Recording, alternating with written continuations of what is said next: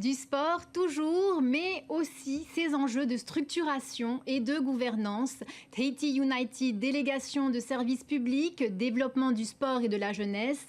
Nous recevons ce soir le ministre des Sports, Keinuu Temauri, pour en parler. Yorana. Yorana Vemiti. Alors, monsieur le ministre, on célèbre l'excellence du surf ce soir, en ce début d'année, avec notamment les Jeux du Pacifique en ligne de mire. Est-ce que le surf est aujourd'hui un modèle pour montrer que le sport polynésien peut briller au plus haut niveau international? Bien sûr, alors avant tout, je voulais simplement adresser mes meilleurs vœux à l'ensemble des Polynésiennes et des Polynésiens qui nous suivent. Oui, le surf est un modèle, hein, c'est une discipline qui était sous les feux des projecteurs en 2024 avec les Jeux Olympiques. La fédération a su embrayer sur des projets structurants, on vient de le voir, énormément de projets et de défis. Je tiens vraiment à féliciter et à saluer le travail de la fédération. J'aurai l'occasion de leur dire directement puisque je me rends juste après à l'événement. Alors un mot rapidement sur les Jeux du Pacifique 2027, ça a été évoqué d'ailleurs par Max Wazna. Alors sera-t-on dans les temps pour les infrastructures? Oui, nous serons dans les temps pour les infrastructures, on suit le calendrier. Mais au-delà des infrastructures, on a beaucoup d'autres enjeux, hein. Vous savez, l'organisation à proprement parler des Jeux du Pacifique est confiée au comité organisateur. J'ai eu l'occasion de faire le point avec eux cet après-midi, donc on avance également sur ces problématiques-là, puisque je rappelle qu'il y a à peu près 12 000 personnes à loger, transporter, nourrir. Donc c'est des enjeux globaux, donc on avance sur les infrastructures, on avance sur l'organisation, tout se passe bien.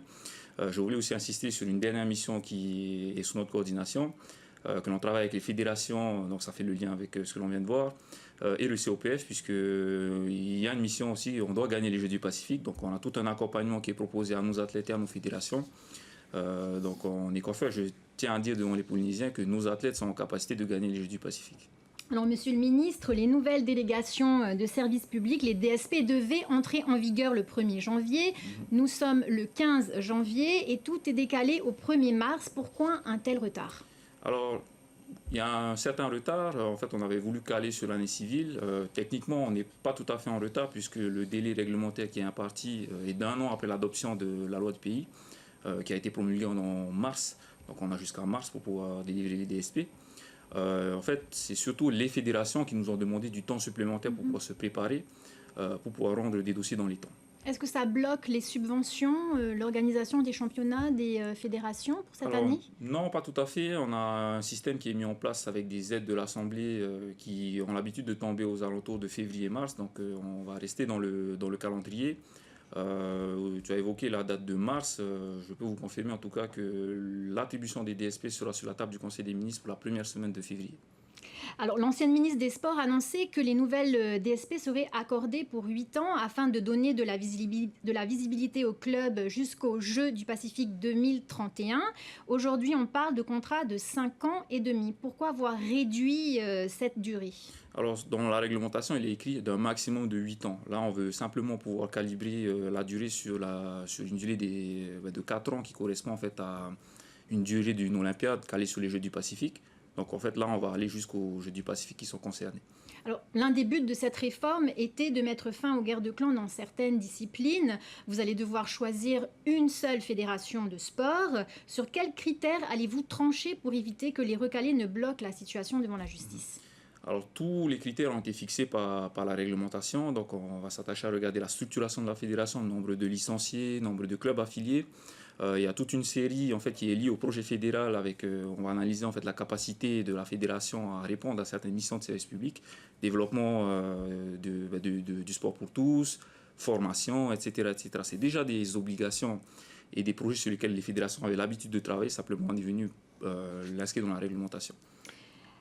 Votre ministère, au temps de Naima Temauri, avait lancé un sondage anonyme en 2024 pour mieux comprendre la consommation d'ice. Aujourd'hui, où en est cette enquête?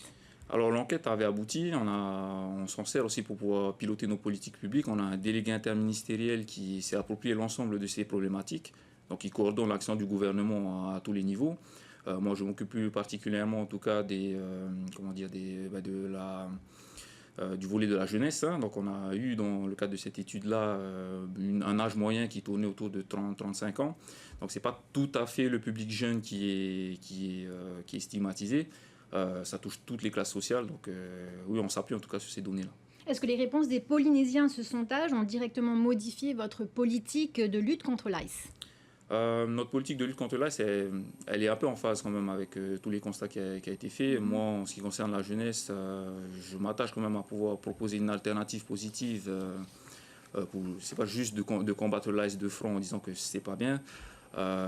J'essaie d'utiliser l'ensemble de mes portefeuilles, sport, jeunesse, artisanat. Je viens de nommer également une nouvelle chef de service à la délégation de la prévention de la délinquance juvénile pour apporter cette touche culturelle puisqu'elle a évolué en tout cas dans le monde de la culture. C'est important pour nous d'apporter ces notions-là pour qu'on puisse se réapproprier tous ces aspects-là pour éviter en fait que les gens se renferment sur eux-mêmes et se tournent vers les addictions. Alors, on parle beaucoup de l'ouverture du pôle santé mentale en 2026, annoncé par le gouvernement en novembre 2025, pour la prise en charge des troubles psychiques et des addictions. Est-ce que les résultats de l'enquête vous ont convaincu qu'il fallait mettre plus d'argent dans les soins et la désintoxication que dans la seule prévention? Alors ça fait partie de notre politique globale. C'est sûr que je ne pourrais pas forcément tout vous livrer ce soir sur ce sujet-là en particulier. Mais oui, ça devient nécessaire, c'est une priorité.